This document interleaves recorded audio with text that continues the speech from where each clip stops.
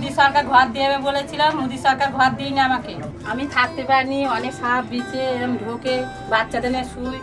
এই জল পড়ে গেছে, এই মাটি আমার জড়া করা আছে, জল পড়ছে, টালি দিয়ে জল পড়ছে।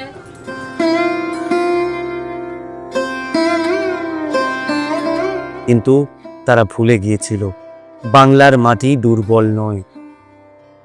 কেন্দ্রীয় সরকার তার কথা রাখেনি। গত 3 বছর ধরে আবাস যোজনার টাকা দেয় না। 100 দিনের কাজের টাকাও আপনারা জানেন প্রায় 59 লক্ষ লোককে আমরা টাকা দিয়েছি, প্রায় 2700 কোটি টাকা রাজ্য সরকার এক্সচেকার থেকে গেছে। যখন দিল্লি মুখ ফিরিয়ে নিল তখন বাংলার অগ্নিকন্যা ঘোষণা করলেন, কারো কাছে হাত পাতব না, বাংলার গরিব মানুষের বাড়ি বাংলার নিজের টাকাতেই হবে। আমার দরকার নেই তোমাদের দয়ায়, আমরা বিকল্প করতে জানি।